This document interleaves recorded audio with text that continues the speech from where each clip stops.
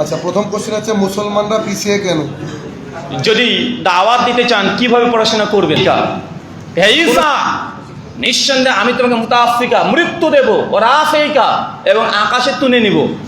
ভাই মানে ইমামের পেছনে সূরাতুল ফাতিহা পড়তে হবে মুক্তাদি হিসাবে, এটা কি বাধ্যতামূলক? গোলাম সামদানি বলেছে হারবি কাফেরের নিকট থেকে সুদ নেওয়া জায়েজ এবং ব্যাংক থেকে সুদ নেওয়া জায়েজ মুসলিমদের জন্য। এ সম্পর্কে আপনার মন্তব্য? বাংলাদেশের একটা দল আবার কঠিন জিনিস, ওরা মানুষ না পায়জামা, মানে এটা নিয়ে সন্দেহ জাগে। ওরও আবার ওর আবার ফ্যান ফলোয়ার সাপোর্টার আছে, যারা আছে যে মানুষ না পায়জামা বলেন তো ভাইজান। যেটা নাস্তিকরা প্রথম প্রশ্ন করেছিল যে আল্লাহ সুবহানাহু ওয়া তাআলা কি এমন পাথর তৈরি করতে পারবে যে পাথরটা সে নিজে তুলতে পারবে না? ভাইয়ের প্রশ্ন, বুঝতে পেরেছি। কোন ইমাম সাহেব তিনি অলৌকিক কাজ করেন, যেমন আকাশ দিয়ে উড়ে বেড়ানো, ইবলিসকে কন্ট্রোল করা,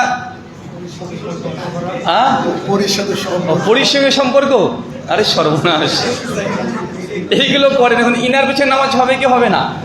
আচ্ছা, আমার আলোচনার মধ্যে থেকে কেউ যদি প্রশ্ন করতে চান, আমি যে টপিকে আলোচনা করলাম তাদের জন্য অগ্রাধিকার, তারা আগে সুযোগ পাবেন। মানে আমি যেই কথাগুলো বললাম বা এটার ভিত্তি করে তারা যদি প্রশ্ন করে তাদের প্রশ্নটা অগ্রাধিকার পাবে। বা আমাদের আজকে মুকুল ভাই, শাইনুর রহমান ভাই যে আলোচনাগুলো করলেন, তাদের আলোচনার বিপক্ষে কেউ যদি কোনো কথা বলতে চান, মনে করেন যে না আমরা কিছু ভুল বলেছি, তাহলে আগে আপনাদের আমরা সুযোগ দেব। কেন আমরা আলোচনা করে চলে যাওয়ার পরে কেউ যদি বলে যে ওরাও নিজের মতো উল্টাপাল্টা বলে গেল, আমাদেরকে বলার সুযোগ দিল না, বা এরকম হয় কি হয় না? এটা বেশি হয়। তার জন্য আমাদের আলোচনা শুনেছেন এবং আমরা যেটা দাবি করেছি এটা আমাদের দাবি করে সুন্নাহর অনুকূলে আমরা এটা বুঝেছি। এবং আপনার কাছে যদি অন্য কোনো বুঝ থাকে, আপনি যে মাযহাবের, যে ফিরকার, যে দলেরই হন না কেন, যদি দলিল ভিত্তিক খণ্ডন করতে পারেন আলহামদুলিল্লাহ, আমরা আপনাদেরকে সাদরে গ্রহণ করব। কিন্তু পরবর্তী সময়তে এই কথা বলবেন না যে ওরা ওদের মতো আলোচনা করে গেল, আমাদের কাছে দলিল ছিল, আমাদের কাছে যুক্তি ছিল, এমনটা নয়। সমাধান এখানেই হয়ে যাবে ইনশাআল্লাহ। আচ্ছা, যদি না লিখিত কোশ্চেন থাকে, ধরুন এমনি মুখে বলতে পারেন ইনশাআল্লাহ, যান ফ্রি করে দিলাম, মুখে বলতে পারেন। যদি কোনো রকমের কোনো কোশ্চেন থাকে তিনজনের কোনো আলোচনায়, তো ইনশাআল্লাহ মুখে করেন, মানে ডাউট নেবেন না। কারণ আমি গতদিনে আমি একটা এসে আলোচনা শুনছিলাম, কোনো এক জুমার খুতবা বলে গেছে একটা ঘটনা, পরে নাকি আলোচনা করেছে। তো পরে আলোচনা করলেন নাকি তো আমার রে ভাই, বুঝলেন না? তো কি বোধ করলেন আপনি? সরাসরি বলতে হবে যে ভাই এখানে আমি বুঝলাম না, বা আপনি এটা বলেছেন। যদি কোশ্চেন করতে চায় দাঁড়িয়ে বলবেন বা এখানে এসে বলবেন, সবারই কোশ্চেনে অ্যান্সার করা হবে। যান, এখন সময় আছে, ইনশাল্লাহ সময় দাও। সবাই তো সাইকুল হাদিস রে ভাই, কারো কোনো কোশ্চেন।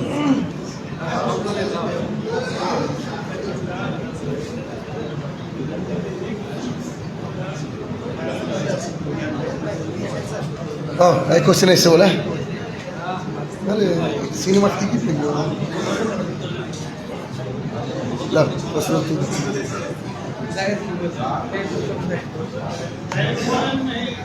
আচ্ছা, প্রথম কোশ্চেন হচ্ছে মুসলমানরা পিছিয়ে কেন? আসসালামু আলাইকুম ওয়া রাহমাতুল্লাহ। যাই হোক, প্রশ্ন করার সুযোগ দিলে অনেকে প্রশ্ন করতে চায় না, আর অনেকে ভাবছে যে আমি যদি এই কথা বলি হয়তো আমাকে লোকে খারাপ ভাববে। খারাপ কেউ ভাববে না ভাইজান। যদি মনে করেন যে না আপনার স্ট্যান্ড পয়েন্ট শক্ত এবং মজবুত, আপনার প্রতি কেউ চড়াও হবে না, এটা মসজিদ, আল্লাহর ঘর, কোনো সন্দেহ নেই, কোনো সংশয় নেই, প্রশ্ন করতে পারেন। ভাইয়ের প্রশ্ন, মুসলিমরা কেন পিছিয়ে আছে? পিছিয়ে থাকার কারণ কি? পিছিয়ে থাকার অনেকগুলো কারণ আছে। তার মধ্যে মৌলিক যে কারণ, ইলম, জ্ঞান, জ্ঞান চর্চা মুসলিম উম্মাহ দুনিয়াবি জ্ঞান থেকে শুরু করে দ্বীনি জ্ঞান, দুটো জ্ঞানকে তারা বর্জন করেছে।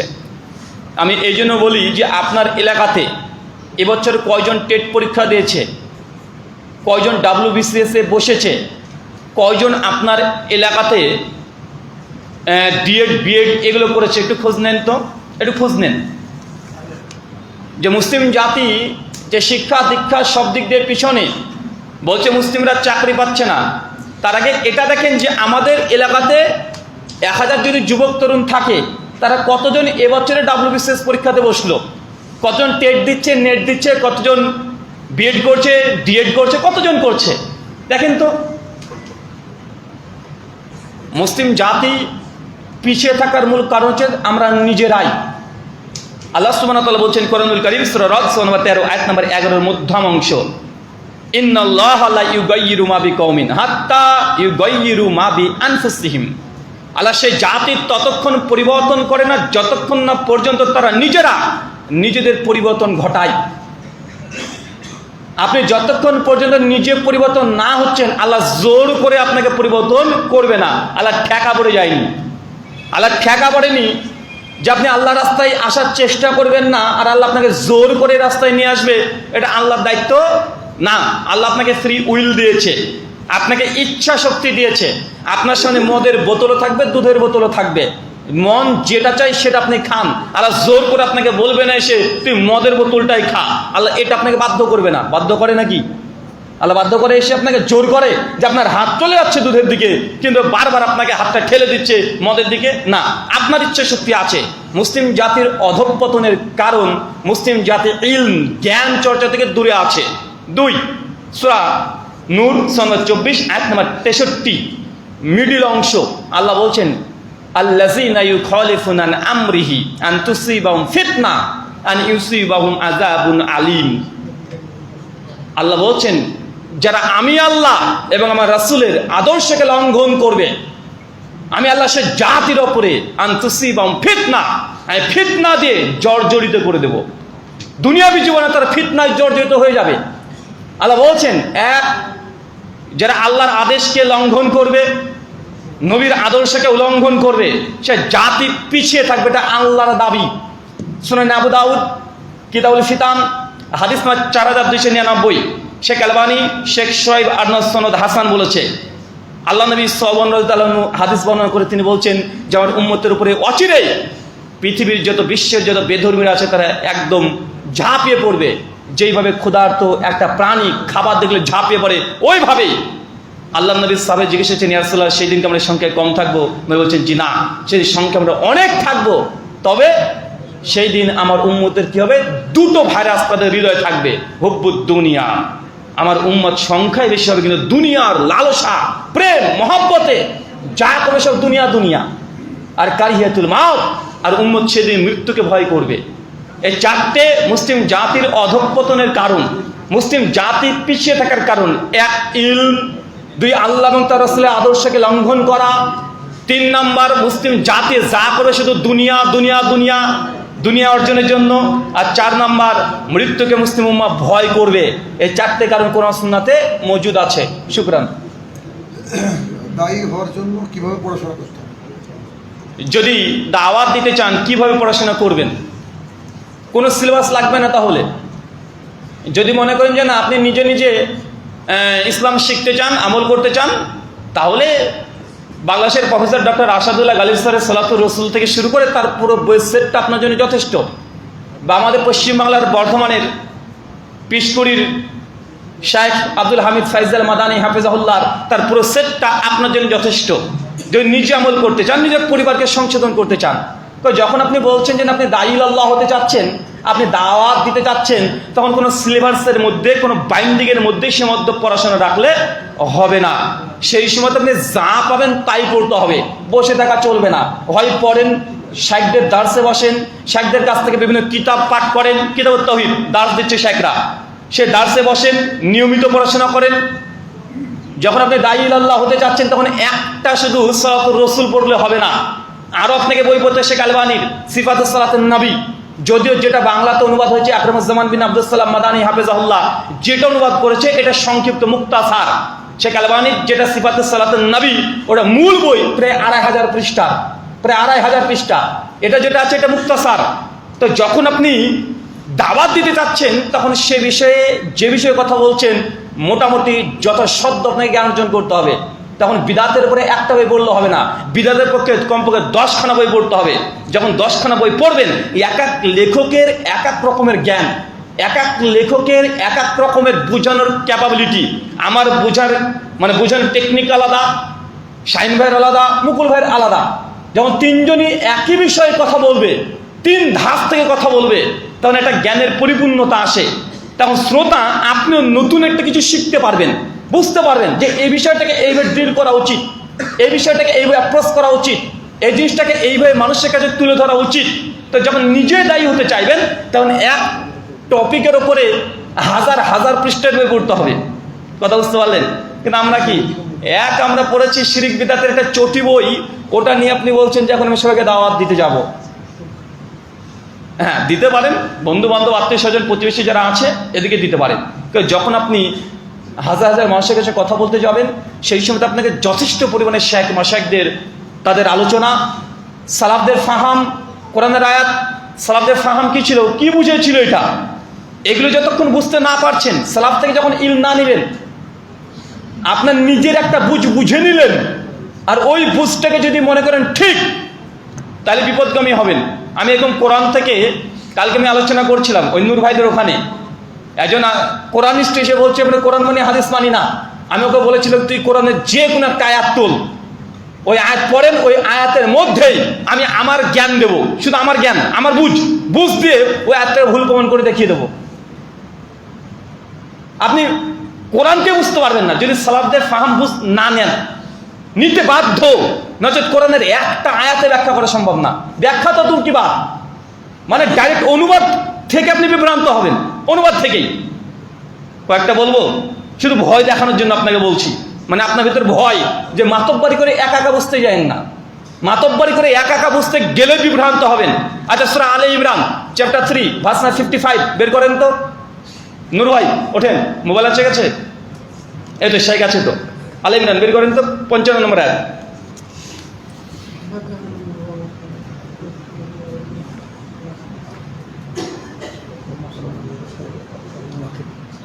যাদের কাছে আপনারা বের করেন, 3 নম্বর সূরা 55 নম্বর আয়াত। আচ্ছা, এটা পড়েন। হয়ে গেছে, মানে এটা কি করেছে? স্মরণ করো যেদিন আল্লাহ বললেন হে ঈসা, আমি তোমাকে অফার দেব এবং তোমাকে আমার কাছে উঠিয়ে নেব। ইয়া ঈসা ইন্নী মুতাআফফিকা ওয়া রাফিকা, হে ঈসা নিঃসন্দেহে আমি তোমাকে মুতাআফফিকা মৃত্যু দেব, ওয়া রাফিকা এবং আকাশে তুলে নিব। তার মানে এর থেকে বোঝা যাচ্ছে যে ঈসা নবীর প্রথমে হবে মৃত্যু। কি হবে প্রথমে কি হবে? ইন্নী মুতাআফফিকা, আগে মৃত্যু, পরে বছর রাফা, পরে উত্তোলন হবে। মুসলিমদের আকীদা কি? আগে মৃত্যু না আগে রাফা, মানে আগে উত্তোলন হয়েছে, আগে তুলে নিয়েছে, দ্বিতীয়বার আসবে সেকেন্ড কামিং জিজাস, তারপরে মৃত্যু দিবে। কিন্তু কোরআনে কি বলছে? আগে অফাত আসছে মুতাআফফিকা, তারপরে কি আসছে রাফা। নিজে যদি মাতব্বরি করে বুঝে আপনি যদি বলেন অতএব ইহা থেকে প্রমাণিত হলো ঈসা নবীর মৃত্যু আগে হয়েছে, তারপরে আকাশে গিয়েছে, যেমন কাদিয়ানীরা করে থাকে, কাদিয়ানীর এই তাফসীরই করে। সূরা আলে ইমরান সূরা 3 আয়াত নাম্বার 144 আল্লাহ বলছেন, বের করেন,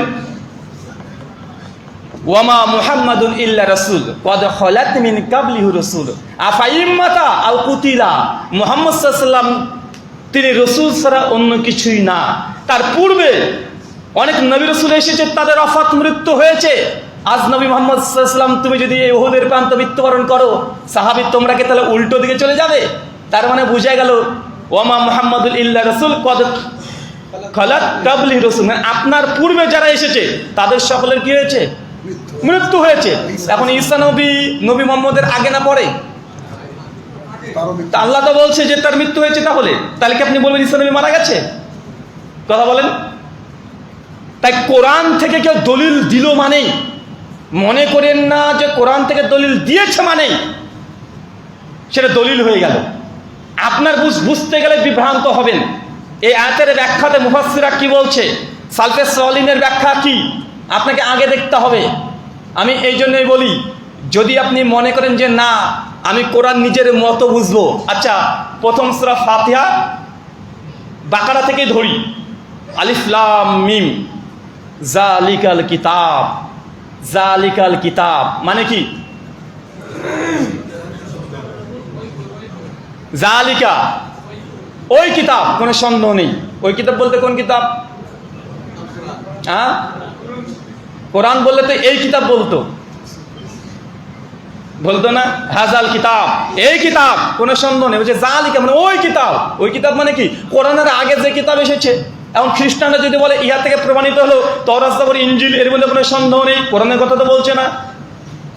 কারণ তওরাত থেকে কি এসেছে? সূরা ইমরান খুলেন 2-3 নম্বর আয়াত, বাকারার পরে ইমরান 2-3 নম্বর আয়াতে আল্লাহ বলছেন যে কোরআনের পূর্বে যে কিতাব এসেছে ওগুলোকে আল্লাহ সুবহানাহু ওয়া তাআলা এই কোরআনকে সমর্থনকারী রূপে এসেছে।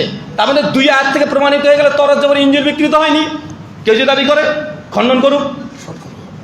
কথা বুঝতে পারলেন? তাই আপনাদের কাছে এটা আমার মানে এগুলো জবাব আছে আলহামদুলিল্লাহ।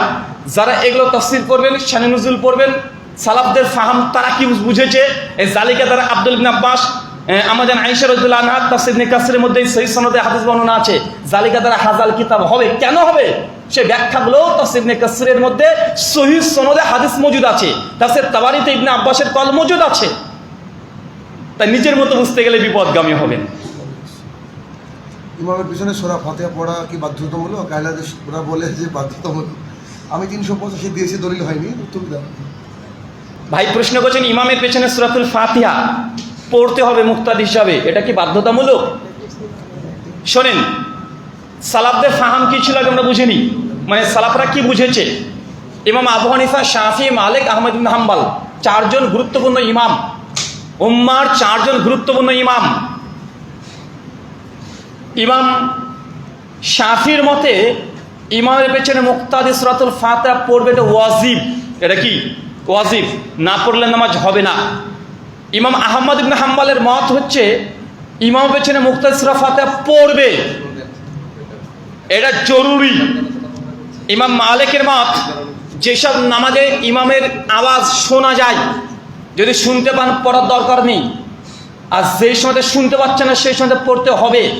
তার মানে বোঝা গেল 4 ইমামের 3 ইমাম মোটামুটি একমত যে ইমামের পেছনে মুক্তাদি ফাতিহা কি করবে?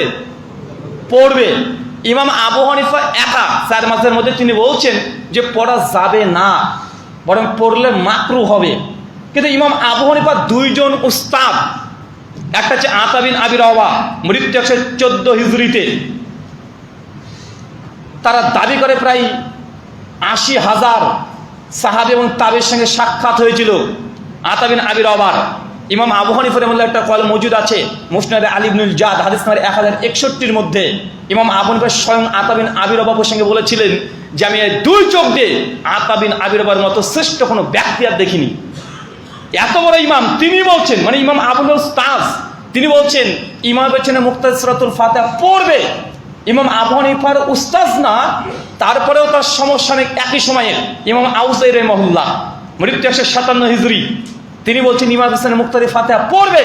ইমাম আবু হানিফার অনেকগুলো ছাত্র, তাদের মাশহুর 2 জন ছাত্র, এক আব্দুল্লাহ ইবনুল মুবারক, মৃত্যু 181 হিজরি, তিনি বলছেন যে ইমামের পেছনে মুক্তাদি ফাতিহা পড়বে। সুনান তিরমিজি 311 নম্বর হাদিসের অধীন ইমাম তিরমিজি এই কথাগুলো নকল করেছেন।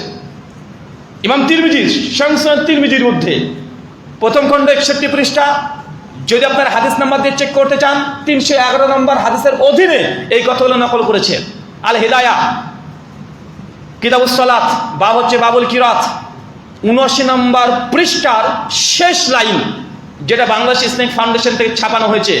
আবু তাহের রাহিমাহুল্লাহ বাংলাদেশের বিখ্যাত আরবি ব্যাকরণবিদ, আরবি ভাষাবিদ। আপনি একটা বই পড়ছেন, এসো আরবি শিখে একটা বই আছে না, নাহু সরফের যতগুলো বই বাংলাতে সব উনি লিখেছেন। দারুণ আরবি বিশেষজ্ঞ লোক একজন। হানাফি আহলাদের সব মাদ্রাসাতে বইটাতে পড়ানো হয়, এই বইগুলো অনেক জায়গাতে পড়ানো হয়, তার ব্যাকরণ, তার নাহু, তাসার সবগুলো পড়ানো হয়। তিনি অনুবাদ করছেন আল হিদায়া, 79 নম্বর পৃষ্ঠায় তিনি শেষে আলোচনা করে বলছেন ইমাম আবু হানিফার একজন ছাত্র মুহাম্মদ হাসান বিন সাইবানি, ইনারও মৃত্যু 180 হিজরির কাছাকাছি সময়। ইনার মত হেদায়ের মধ্যে স্পষ্ট মজুদ আছে মুস্তা হাসানা, ফিকি পরিভাষায় বাংলা অনুবাদ করলে হবে সতর্কতামূলকভাবে উত্তম, মানে পড়াটাই উত্তম। কথা বুঝতে পারলেন? তার মানে 4 ইমামের মধ্যে 3 ইমাম বলছে পড়াটা পড়তে হবে। ইমাম আবু হানিফা একা বলছে পড়ার দরকার নেই, কিন্তু তার 2 জন উস্তাদ বলছে পড়তে হবে, তার 2 জন ছাত্র বলছে পড়তে হবে। আচ্ছা, এটা হচ্ছে 4 মাযহাবের ফায়সালা নিয়ে নেন। শাহিন ভাই তো হাদিস থেকে দিয়েছে, আমি ফিকি সালাফদের বুঝ দিচ্ছি আপনাকে। ইমাম বুখারী রাহিমাহুল্লাহ জন্ম 94 হিজরি, মৃত্যু 256 হিজরি, তিনি স্বতন্ত্র ফাতিহা পড়তে হবে মুক্তাদিকে, এই মর্মে সেই সময় তিনি জুজুল কিরাত ফিস সালাহ তিনি বই রচনা করছেন। 198 খানা হাদিস তিনি তার জুজুল কিরাতের মধ্যে নিয়ে আসছেন। ইমাম বাইহাকি রাহিমাহুল্লাহ আল মুতাফাত 458 হিজরি তিনি একটা বই রচনা করছেন কিতাবুল কিরাত ফিস সালাত। ইমাম বাইহাকি তিনিও রচনা করছেন মুক্তাদিকে ফাতিহা পড়তে হবে এর পক্ষে, কিন্তু সালাফদের মধ্যে এমন কোন রিসালা এমন কোন বই কেউ রচনা করেনি যে ফাতিহা পড়া লাগবে না। জি ঠিক আছে, আরো হয়েছে কি? শেষ করে দেব? আচ্ছা আপনাদের সিদ্ধান্ত শুধু ফিকি সিদ্ধান্ত দিলাম। এখন যদি হাদিস আছে কি? জি আছে, সহিহ মুসলিম হাদিস না 768 আবু হুরায়রা রাদিয়াল্লাহু আনহুর কাছে সাহাবী ফারসি সাহাবী সে বলছে, আবু হুরায়রা যখন আমরা ইমামের পেছনে থাকবো সেই সময় কি ফাতিহা পড়বো? আবু হুরায়রা বলছে ইকরা বিয়া ফি নাফসিক, সেই সময় পড়ো, তবে উচ্চ স্বরে নয়, তুমি পড়বে ইকরা বিয়া ফি নাফসিক, তোমার নাফস দ্বারা। পড়ার ধরন হয় 3 ধরনের। কেমন? বইটা আছে আমি পড়ে ফেললাম, মুখে আওয়াজ হয়নি, জিহ্বা নড়েনি, চোখ দিয়ে পড়লাম, পড়া হয় কি হয় না? হ্যাঁ। 2 পড়লাম জিহ্বা নড়েছে কিন্তু আওয়াজ হয়নি। 3 রাসূল সাল্লাল্লাহু আলাইহি ওয়াসাল্লাম এই যে পড়লাম এটা জিহ্বা নড়েছে, শব্দ হয়েছে। পড়ার ধরন কয়টা? 3 কোয়ালিটিতে মানুষ পড়ে থাকে। হাদিস বলছে ইকরা বিয়া ফি নাফসিক, সেই সময় তুমি পড়ো নাফস দ্বারা। এখন পড়া যখন আসতে তখন জিহ্বা নড়বে কিন্তু শব্দ হবে না। এটা আবু হুরায়রা রাদিয়াল্লাহু আনহু সহিহ মুসলিমের এই হাদিস স্পষ্ট মজুদ আছে। আমরা পড়ি কি হবে? এখন এটা যদি ব্যাখ্যা মানতে না চাই তাদেরকে বলেন ইমাম সাহেব যখন জোহরে নামাজ পড়ে তাদের মসজিদে ইমাম সাহেব কিভাবে পড়ে? তাদের ইমাম কিভাবে পড়ে? শব্দ হয় না কিন্তু জিহ্বা নড়ে কি নড়ে না? সেম মুক্তাদের ওইভাবে 5 ওয়াক্ত সালাতে আদায় করতে হবে। শুকরান। গোলাম সামদানি বলেছে হারবি কাফেরের নিকট থেকে সুদ নেওয়া জায়েজ এবং ব্যাংক থেকে সুদ নেওয়া জায়েজ মুসলিমদের জন্য, এ সম্পর্কে আপনার মন্তব্য? আপনাদের সামদানি সাহেব তিনি বলেছেন হারবি কাফের যারা আছে তাদের কাছ থেকে সুদ নেওয়া বৈধ। হ্যাঁ, তার একটা আমি বইও পড়েছিলাম সালাতে মুস্তাফা, সম্ভাব্য 119 নম্বর পৃষ্ঠা। প্রায় আজ থেকে 10 বছর আগে এই বইটা আমি পড়েছিলাম। 119 পৃষ্ঠাই হবে মনে হচ্ছে আমার, এখন মধ্যে যা মানে মেমোরিতে আছে।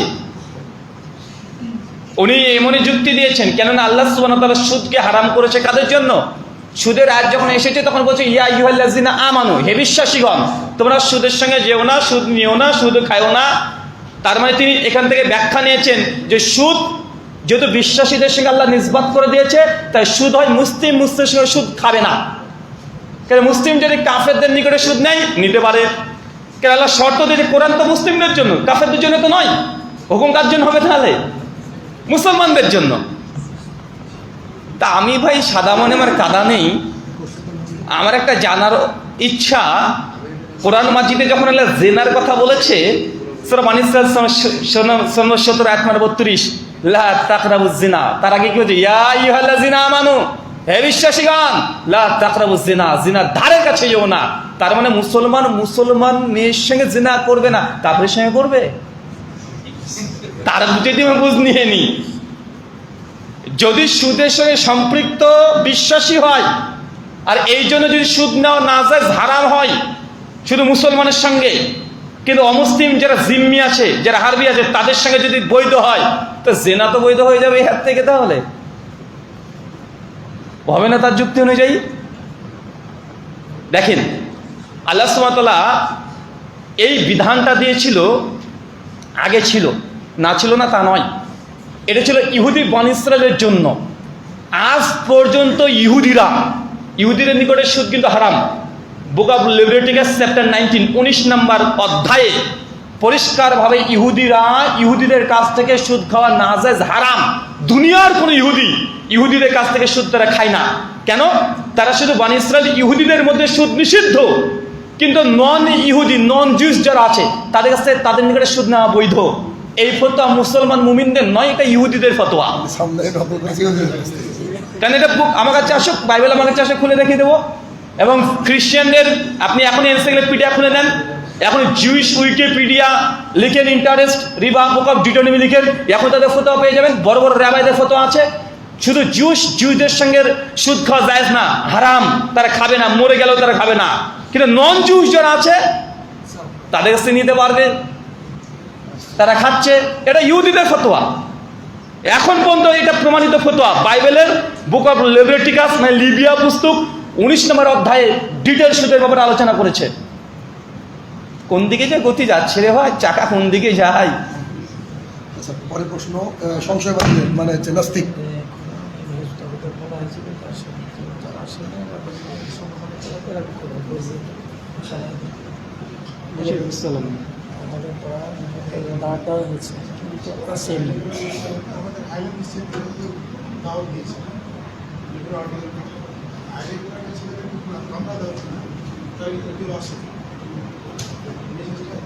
ও আচ্ছা আচ্ছা, ইমাম সাহেব এবং রবিউল ভাই যে কথা আমাকে বলতে বললেন যে আপনাদের অত্র অঞ্চলে অনেক আহলুল হাদিস ভাইদেরকে যারা মুনকিরে হাদিস অস্বীকারী তারা দাওয়াত দেয় হোয়াটসঅ্যাপ ফেসবুকের মাধ্যমে অথবা সরাসরি। এবং হিজবুত তাওহীদ বাংলাদেশের একটা দল, আবার কঠিন জিনিস। ওরা মানুষ না পাইজামা, মানে এটা নিয়ে সন্দেহ জাগে। ওরও আবার ফ্যান ফলো সাপোর্টার আছে, যারা আছে যে মানুষ না পায়জামা বলেন তো ভাইজান। আচ্ছা, তাদেরকে দাওয়াত দেওয়া হয়েছে, মসজিদ কর্তৃপক্ষ দাওয়াত দিয়েছে, বারবার করে দিয়েছে, তারা কেউ আসেনি। এইটা ঘোষণা করতে বললেন। কেন আসেনি আমি তো বলতে পারবো না কেন আসেনি, তবে আসলে ভালো হতো, তাদের জন্য সুযোগ ছিল। ঘোষণা আগে থেকে করা হয়েছে যে প্রশ্নোত্তর পর্ব থাকবে, সানন্দের স্বেচ্ছায় তাদের পক্ষের মতামত তারা পেশ করতে পারতো। আজকে দাওয়াত যদি দিতে হয়, এত মানুষের কাছে এসে দাওয়াত দেওয়ার একটা সুযোগ আজকে ছিল, ওদের ছিল না? এত মানুষ আজকে ছিল, এক জায়গাতে এসে কথা বলবে, দাওয়াত দিয়ে দিবে, নিজের দাওয়াত পৌঁছে যেত, কিন্তু তারা আসেনি। এই সুবর্ণ সুযোগ কেন গ্রহণ করেনি আমার বোধগম্য নয়। তুমি ঘোষণা করে দাও যে we are ready to come, যদি ওরা কোনোদিন আসে তো আমরা আবার আসবো ইনশাল্লাহ। ইনশাআল্লাহ ইনশাআল্লাহ। শুনতে পেলেন তো আমার গলা তো মাশাআল্লাহ ভাই, মানে আমরা আসার জন্য প্রস্তুত। যদি কোনো আহলুল কোরআন, আহলে কোরআন তো শব্দ এমন করে আদেশ, এক মিনিট, যদি আসে ইনশাল্লাহ আমরা প্রস্তুত। ওকে, আমার কাছে একটা প্রশ্ন আছে, এটা করার পর আপনি করবেন ইনশাল্লাহ। ওকে, কোশ্চেনটা শেষ হয়ে যাক। নাস্তিকদের প্রশ্ন, ঈশ্বর দুঃখ দূর করতে অক্ষম। ঈশ্বর যদি কষ্ট দূর করার ইচ্ছা রাখেন কিন্তু কষ্ট দূর করার ক্ষমতা না থাকে, তাহলে তিনি সর্বশক্তিমান নন, নাম্বার 1। নাম্বার 2, ঈশ্বর সক্ষম কিন্তু ইচ্ছুক নন। ঈশ্বর যদি কষ্ট দুঃখ দূর করার ক্ষমতা রাখেন কিন্তু তা করতে তিনি ইচ্ছুক নন, তাহলে তিনি অসীম করুণাময় বা সর্বমঙ্গল নন। 3, ঈশ্বর সক্ষম একই সাথে ইচ্ছুক। যদি ঈশ্বর দুঃখ কষ্ট দূর করার ক্ষমতা রাখেন এবং ইচ্ছাও রাখেন, তাহলে কেন পৃথিবীতে এত অমঙ্গল, এত দুঃখ ইত্যাদি? প্রশ্ন তিনি করেছেন, এক মিনিট, প্রশ্ন 3টে পর্যায় আমি ধরে ফেলেছি। এটা হচ্ছে প্রশ্নের মধ্যে ফ্যালাসি আছে, যদি ফিলোসফির ভাষাতে বলি, লজিক্যাল কন্ট্রাডিকশন দেখা যাচ্ছে। এটা একটা উদাহরণ দিয়ে আমি যুক্তিটা খণ্ডন করে দিচ্ছি। যিনি আল্লাহ বা স্রষ্টা, তিনি সব কিছুই করতে পারেন, তাই তো? ওয়াহু আলা কুল্লি শাইইন কাদির, যা মন চায় যা ইচ্ছা তাই করতে পারে। এখন প্রশ্ন, তাহলে আল্লাহকে চুরি করতে পারে? বলেন, যা ইচ্ছা তাই পারবেন, আল্লাহ চুরি করতে পারে? কি বলবেন উত্তর?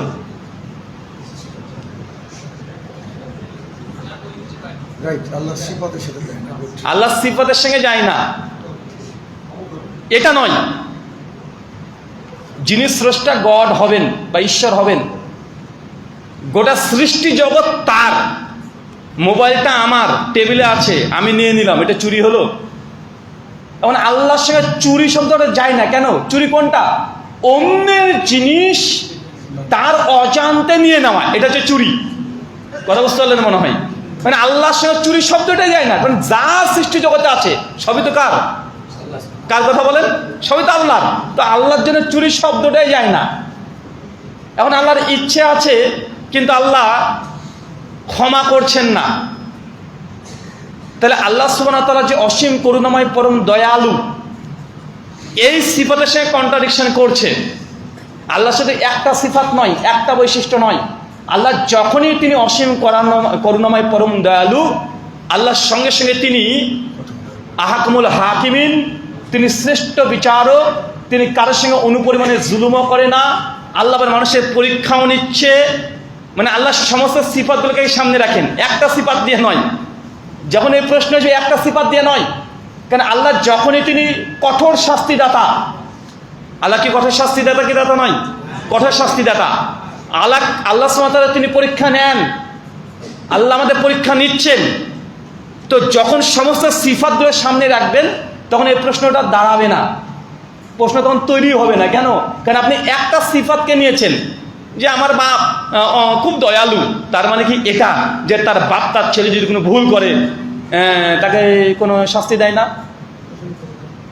হ্যাঁ, একজন মানুষ পরম দয়ালু মানে এই নয় যে কেউ জেনা করছে, ব্যভিচার করছে আর দেখবে পরম দয়ালু, হ্যাঁ করতে থাকো বাবা, এরকম কি বুঝলেন না? মনে হয় একজন মানুষ যখন পরম দয়ালু হচ্ছে, ওই মানুষটা যদি পরম জাস্টিস, ন্যায় বিচারক যদি হয়, তাহলে কেউ যদি জেনা করে তখন তার দয়ার গুণ প্রকাশ পাবে না জাস্টিসের গুণ প্রকাশ পাবে? জাস্টিসের গুণ মানে প্রকাশ পাবে। চোর চুরি করেছে, ধরেন একজন উকিল অনেক দয়ালু, ধরেন মোদিজি খুব দয়ালু, বিচারের কাঠগড়াতে মানে বিচারকের জায়গাতে দাঁড়িয়ে আছে, এখন তুই দয়ালু বলে কি একজন ডাকাত এসেছে তারপরে দয়া করবে? যদি তারপরে দয়া করে, এটা দয়া নয়, এটা ইনজাস্টিস, এটা ইনজাস্টিস। তাই আল্লাহ সুবহানাহু ওয়া তাআলা পাওয়ার থাকলেই তিনি যে সব জায়গাতে দয়া করবে এমনটা নয়। তাই আল্লাহ সুবহানাহু ওয়া তাআলার সঙ্গে সিফাত যেগুলো আছে সবগুলোকে সামনে রেখে প্রশ্নগুলো করতে হয়। যেমন একটা মানে খুব কমন প্রশ্ন, আর এই প্রশ্ন থেকে প্রশ্নগুলো আসে, যেটা নাস্তিকরা প্রথম প্রশ্ন করেছিল যে আল্লাহ সুবহানাহু ওয়া তাআলা কি এমন পাথর তৈরি করতে পারবে যে পাথরটা সে নিজেই তুলতে পারবে না? এটা আপনার হচ্ছে হাস্যকর, কিন্তু গোটা ওয়ার্ল্ডে যারা ফিলোসফি নিয়ে পড়াশোনা করে, নাস্তিক যারা আছে, তাদের প্রথম প্রশ্ন এটা যে আল্লাহ কি এমন পাথর তৈরি করতে পারবে যেটা সে নিজেই তুলতে পারবে না? আপনি যেই উত্তর দিবেন সেটাই ভুল হবে। যদি বলেন না আল্লাহ তো পারবেন এরকম পাথর তৈরি করতে, কারণ আপনার মাথায় আছে, তুলতে পারবে না, তাই হয় নাকি? তার মানে আল্লাহ সুবহানাহু ওয়া তাআলা কি সর্বশক্তিমান না? আবার যদি হ্যাঁ আল্লাহ পাথর তৈরি করতে পারবে, তাই তো তুলতে পারবে না। তাই প্রশ্নের মধ্যে কি আসছে? এটা লজিক্যাল কন্ট্রাডিকশন, এটা লজিক্যাল কন্ট্রাডিকশন। কেন আল্লাহকে প্রথমে প্রশ্নে ধরে নিয়েছেন আল্লাহ সর্বশক্তিমান, আর দ্বিতীয় জায়গাতে আপনি প্রশ্ন করছেন ওই অবস্থান থেকে যে আল্লাহ সর্বশক্তিমান না, এই অবস্থান থেকে প্রশ্ন করছেন। একটা উদাহরণ দিই, নাহলে এই ফিলোসফি মাথায় ঢুকে গেলে তো পোকাতে এসে কামড় দেবে। আচ্ছা কই রে, দেখতে পাই না কেন? না না না না, অত বড় মানুষ না, ছোট মানুষ খুঁজছি। এই মজলিসের সবচেয়ে ছোট কে? ওই ছেলে, তুমি ওঠো তো। না না ঠিক আছে, ও বেশি ছোট হলে আবার বুঝবে না, কাদাকাটি শুরু করবে। বিয়ে করেছো? হ্যাঁ, স্ত্রীর নাম কি? জোরে বলো। শ্বশুরের নাম কি? আরে আরে ভাই, শ্বশুর বাড়ি কোথায়? বউ ভাত দেয় তো? বাচ্চার নাম কি রেখেছো? বাচ্চা স্কুলে পড়ে? কোন ক্লাসে? পড়াশোনাতে কেমন? আমি এই প্রশ্ন করলাম সরাসরি এই জন্য আপনাকে বোঝাতে যে তাকে আমি যে প্রশ্ন করছি, তাকে যে প্রশ্ন করছি, ও যখন বলছে বিয়ে করেনি, এখন এই পারপাসে যত প্রশ্ন করব সবগুলো অনার্থক। কি? কারণ সে এই গুণে গুণান্বিতই নয়, ও তো বিয়েই করেনি। বিয়ে করেছে? করেনি। এখন ওকে আপনি যাই প্রশ্ন করেন এই পারপাসে, সবগুলো প্রশ্ন এলে বাতিল হবে কি হবে না? বাতিল হবে না? তা আল্লাহ সুবহানাহু ওয়া তাআলা যে গুণে গুণান্বিতই না, আপনি যদি সেইখানে দাঁড়িয়ে যদি প্রশ্ন করেন যে আল্লাহকে কে সৃষ্টি করলো, একটা প্রশ্ন আসে না, আল্লাহকে কে সৃষ্টি করলো? আরে ভাই, আল্লাহ তো স্রষ্টা, তাকেও যদি কেউ সৃষ্টি করে তা তিনি তো স্রষ্টা থাকলেন না। তো কিছু প্রশ্ন আছে, এটাকে বলে মানে ফেলাসি, অযৌক্তিক, কুযুক্তি প্রশ্ন। মানেই সবসময় সঠিক হয়ে যায় না, সব প্রশ্ন সঠিক হয়ে যায় না। আপনাকে আমি দেখিয়ে দিতে পারবো যে প্রশ্ন করব, জি প্রশ্ন করব, আপনি উত্তর দিবেন ঠিক, কিন্তু বাস্তবতা বিরোধী, বুঝতে পারলেন না মনে হয়। আমি প্রশ্ন করব, আপনি উত্তর দিবেনও ঠিক, একদম ক্যালকুলেটর কম্পিউটার নিয়ে উত্তর ঠিক, কিন্তু বাস্তবে সেটা আপনি প্রমাণ পাবেন না, বাস্তব বিরোধী হয়ে যাবে। এই উদাহরণ দিয়ে শেষ করছি। ধরেন আমি বললাম, হ্যাঁ ওনার উত্তর নেব, ধরেন বললাম এই মসজিদটা তৈরি করতে 500 জন শ্রমিকের সময় লেগেছে 5 মাস। কথা বুঝতে পারছেন? এই মসজিদটা 500 জন শ্রমিক দিয়ে তৈরি করতে সময় লেগেছে 5 মাস। এখন গণিত শাস্ত্রের ভাষায় যদি 5 লাখ শ্রমিক দিয়ে দিই, তাহলে মসজিদটা তৈরি করতে কতদিন সময় লাগবে বলেন? লাগান অঙ্ক দেখি কত হবে? 1 দিন 2 দিন হবে? 5 লাখ যদি হয় তাহলে 2-4 সেকেন্ডও হবে না, বা 5 মিনিটও হবে না। ধরেন 5 মিনিট অ্যান্সার আসলো ধরেন। এখন বলেন তো 5 মিনিটে যে 5 লাখ শ্রমিক দিয়ে দিই, মসজিদ তৈরিকে দেখাতে পারবে? তাহলে অঙ্ক ঠিক, প্রশ্ন ঠিক, অ্যান্সারও ঠিক, বাস্তবতা বিরোধী। বিরোধী কি বিরোধী নয়? তার মানে সব প্রশ্নে প্রশ্ন নয়। এই জন্য বলা হয় লজিক্যাল ফ্যালাসি, অযৌক্তিক কিছু প্রশ্ন আছে যেগুলো যে ব্যক্তি যে গুণে গুণান্বিত নয় সে গুণটাকে সামনে রেখে থেকে প্রশ্ন করা, এটাকে বলা হয় স্ট্রম্যান ফ্যালাসি। ধন্যবাদ। জি, শেষ প্রশ্ন। শেষ প্রশ্ন।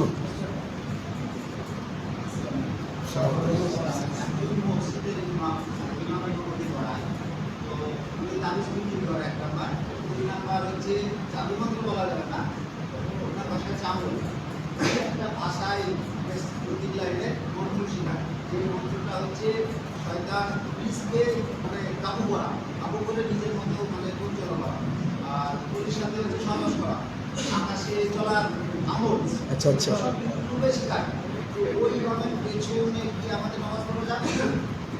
উত্তর পাবেন, কিন্তু ওই ফোন নাম্বার দিন, আমাদের দরকার আছে।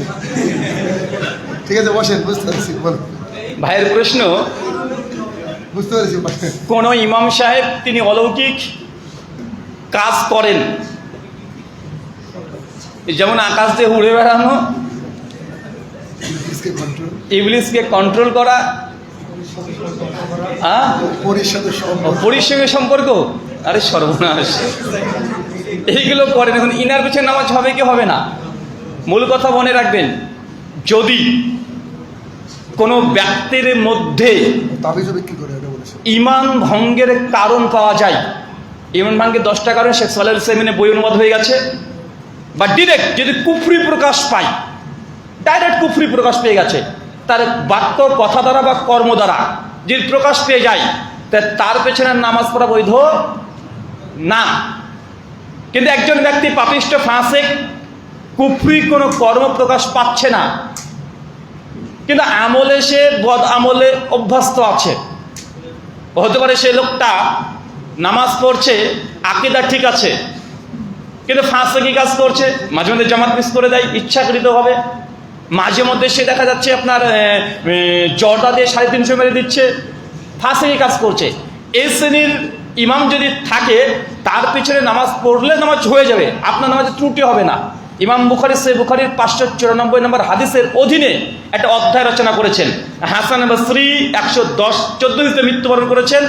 একজন বিখ্যাত তাবেঈ তার মুআল্লাকানা হাদিস নকল করেছে। ইমাম বুখারীর মত হচ্ছে এটাই যে বিদআতি এবং মানে ফিতনাবাজ, ফাসিক, বিদআতি যদি আমলগত বিদআতি হয়, তাদের পিছনে নামাজ পড়ার হুকুম। ইমাম বুখারী মোল্লার মত যে না, তাদের পিছনে নামাজ হয়ে যাবে। কেন? একের পাপের বোঝা আরেকজনের উপরে বার পাবে না। যখন তার কুফরি প্রকাশ পেয়ে গেছে, ঈমান ভেঙে গেছে। কি হয়েছে কথা বলেন? কি হয়েছে? ঈমান ভেঙে গেছে। এখন দেখেন, ওই যে মালটার কথা বললেন না, এখন ওর ঈমানের কি অবস্থা। আর সাংবা বলে নাম্বারটা চাচ্ছে, নাম্বারটা দিয়ে দিয়েন। আমার খুব শখ একটু আকাশে উড়বো, ও যদি আমাকে ওড়াতে পারে। হ্যাঁ, আমি এবছরে চাচা আমি বলছি, যিনি উড়ছেন ধরেন, শুধু বলবেন যে রুহুল ভাই আপনাকে 1 লক্ষ টাকা উপহার দেবে। চ্যালেঞ্জ নয় বাবা, বুজুর্গ মানুষ, আল্লাহর ওলির শানে গুস্তাকি করতে নেই, গুস্তাকি করছি না। আমি 1 লক্ষ টাকা থেকে উপহার স্বরূপ দেব। শুধুমাত্র আমার সঙ্গে একদিন কলকাতা নেতাজি সুভাষচন্দ্র বিমানবন্দরে যেতে হবে, টিকিট আমারই থাকবে। আমরা ওখান থেকে যাব হচ্ছে ব্যাঙ্গালোরে। যখন বিমানটা 2-3 হাজার ফুট উপরে উঠে পড়বে, আমি বিমানের গেটটা খুলে লাথি মেরে নিচে ফেলে দেবো। ও যেন বিমান মানে আকাশ থেকে নেমে ল্যান্ড করে ঠিকঠাক জায়গায়। উঠতে বলছি না ভাই, বিমান থেকে আপনি যাকে ফেলে দেবেন সে নিচেই পড়বে, পড়বে না। শুধু এতটুকু ব্যাঙ্গালোর যে বিমানবন্দর আছে আস্তে আস্তে ধীরে ধীরে ধীরে ধীরে আলিপ্লার মতো নেমে পড়তে হবে। 1 লক্ষ টাকা দেবো আমি খুঁজছি অনেকদিন ধরে, পাওয়া যাচ্ছে না। কোশ্চেন করবেন? আচ্ছা, যাদের ওজনে অজু করে নেন।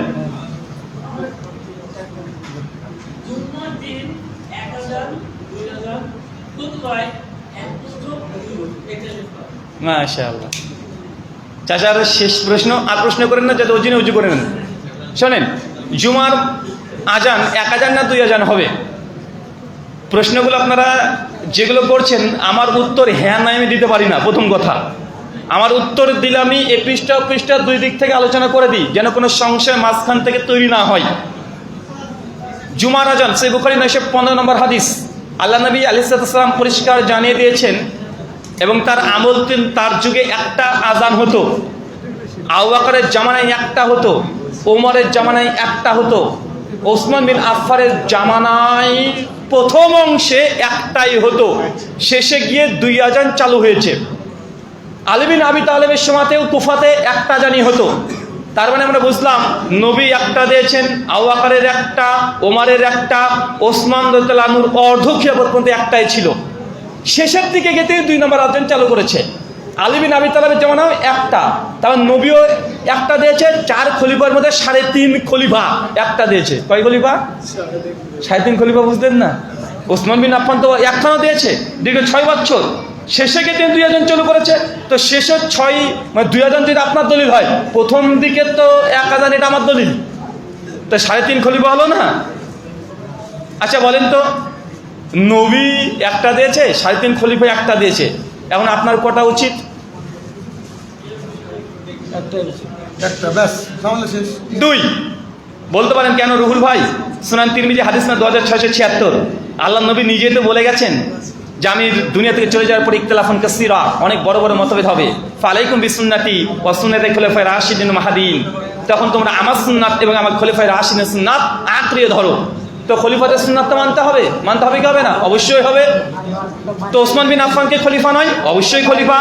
তার 2 আজান কেন গ্রহণ করবেন না? আমার কথা তো ওটাই, শুধু ওসমান বিন আফফান তিনি নিজে একজন তো খলিফা তা না, আবু বকর তিনিও তো খলিফা, ওমর তিনিও তো খলিফা, আলী বিন আবি তালেব তিনিও তো খলিফা, তো তারাও তো একটা দিয়েছে। খলিফাদের সুন্নাত সিগায় জামা বহুবচন ব্যবহার করা হয়েছে। তার মানে বোঝা যাচ্ছে যে খলিফাদের তো বেশিরভাগ খলিফা একটা আজান দিয়েছে না 2টা দিয়েছে? একটাই দিয়েছে। তা আপনার কটা দেওয়া উচিত? তারপরে কোরআন মাজিদে ফিরে আসেন, সূরা নিসা 59, আল্লাহ বলছে ইয়া আইয়ুহাল্লাযিনা আমানু, হে বিশ্বাসীগণ, আতিউল্লাহ, আল্লাহর আনুগত্য করো, ওয়া আতি রাসূল, রাসূলের অনুসরণ করো, ওয়া উলিল আমরি মিনকুম, তোমাদের মধ্যে যারা খলিফা আছেন, নেতা আছে, মুহাদ্দিস ফোকা আছে, তাদেরকে মেনে চলো, মানো তাদেরকে, খলিফাদেরকে মানো। উলিল আমরি মিনকুম, খলিফাদেরকে মানো, নেতা যারা আছে তাদেরকেও মানো। কিন্তু আল্লাহ এখানে শেষ করে দেননি। আল্লাহ বলছে ফাইন তানাযাতুম ফি শাইইন, যদি খলিফাদেরকে মানতে গিয়ে, নেতাদেরকে মানতে গিয়ে, ইমাম মুজতাহিদকে মানতে গিয়ে 2 ইমামের 2 রকম ফতোয়া পাওয়া যায়, 2 খলিফার 2 রকমের মত পাওয়া যায়, কি করবেন? ফারুদ্দুহু ইলাল্লাহি ওয়া রাসূল, তাই তোমরা আবার প্রত্যাবর্তন করো এক আল্লাহর দিকে আর 2টি রাসূলের দিকে। কোন দিকে যেতে হবে? খলিফাদের যে 2 রকমের আমল পাওয়া যায়, কোন দিকে যেতে হবে? এক কোরআনের দিকে, একটা হাদিসের দিকে। আচ্ছা বলেন তো, কোরআনে জুমার আজান কয়টার কথা বলা হয়েছে? একটা না 2টা? স্যার জুমার 9 নম্বর আয়াত একটা আজানের কথা বলা হয়েছে। জুমার দিনে কয় আজানের কথা বলেছে? একটা আজান আছে কোরআনে। আর নবীর জামানায় একটা দিয়েছে, সবাই একমত। বিধায় এখান থেকে সমস্ত কিছু দলিল আদিলার সামনে রাখলে বোঝা যায় একটা আজান দেবেন, এটাই নবী এবং খলিফাদের সুন্নাত। শর্ত সাপেক্ষে 2য় আজান বৈধ হতে পারে, সর্বদা নয়। জাযাকাল্লাহু খায়রান, বারাকাল্লাহু ফিকুম। আল্লাহ সুবহানাহু ওয়া তাআলা যে কথা বললাম, প্রথমে আমাকে, তারপর আপনাদের প্রত্যেককে আমল করার তৌফিক দান করো, আমিন। ওয়া মা আলাইনা ইল্লাল বালাগ। সুবহানাকাল্লাহুম্মা ওয়া বিহামদিক, ওয়া আশহাদু আল্লা ইলাহা ইল্লা আনতা।